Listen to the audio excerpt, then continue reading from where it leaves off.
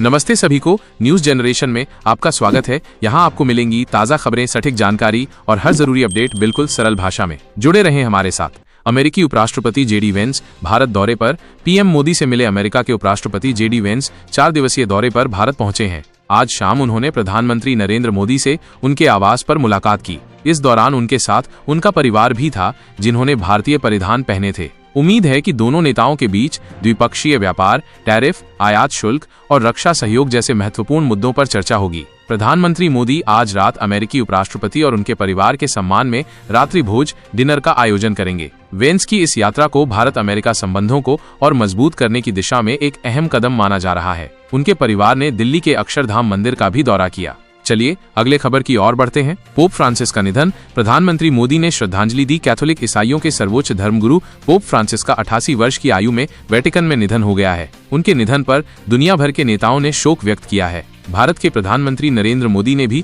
दुख जताते हुए कहा कि पोप फ्रांसिस को उनकी विनम्रता और दुनिया भर में एकता और करुणा को बढ़ावा देने के उनके प्रयासों के लिए हमेशा याद रखा जाएगा। पोप फ्रांसिस अपने सरल जीवन और सामाजिक मुद्दों पर प्रगतिशील विचारों के लिए जाने जाते थे। अब वेटिकन में नए पोप के चुनाव की प्रक्रिया शुरू होगी, जिसमें दुनिया भर के कार्डिनल हिस्सा लेंगे।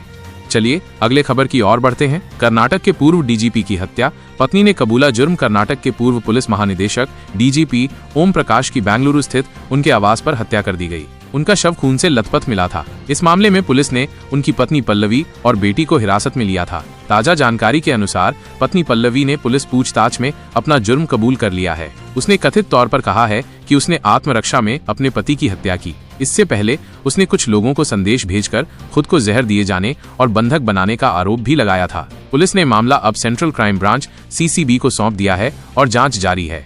चलिए अगले खबर की ओर बढ़ते हैं। बेंगलुरु में वायुसेना अधिकारी पर हमला। आरोपी गिरफ्तार। बेंगलुरु में भारतीय वायुसेना आईएएफ के एक विंग कमांडर आदित्य बोस और उनकी पत्नी पर सड़क पर मारपीट, रोड रेज की घटना सामने आई है। अधिकारी के अनुसार जब वे कार चला रहे थे तब एक बाइक सवार ने उन्हें रोका और कन्नड़ में गालियां दी। कार पर डीआरडीओ का स्टिकर देखकर आरोपी ने हमला कर दिया, जिससे विंग कमांडर के सिर पर चोटें आईं और खून बहने लगा। घटना का वीडियो भी सामने आया है। वायुसेना और पूर्व सैन्य अधिकारियों ने घटना की निंदा की है। पुलिस ने तेजी से कार्रवाई करते हुए मुख्य आरोपी को गिरफ्तार कर लिया है। चलिए अगले खबर की ओर बढ़ते हैं। राहुल गांधी ने अमेरिका में चुनाव आयोग पर उठाए सवाल। बीजेपी का पलटवार कांग्रेस नेता राहुल गांधी ने अमेरिका में एक कार्यक्रम के दौरान भारत के चुनाव आयोग ईसी की निष्पक्षता पर सवाल उठाए हैं। उन्होंने कहा कि ऐसा लगता है कि चुनाव आयोग ने अपनी निष्पक्षता से समझौता कर लिया है और चुनाव प्रक्रिया में गड़बड़ी साफ दिख रही है। उनके इस बयान पर भारतीय जनता पार्टी बीजेपी ने तीखी प्रतिक्रिया दी है। बीजेपी प्रवक्ता संबित पात्रा ने राहुल गांधी को देशद्रोही करार दिया और कहा कि वे विदेशी धरती पर भारत की संस्थाओं को बदनाम कर रहे हैं। यह बयान भारत की राजनीति में एक नया विवाद खड़ा कर गया है।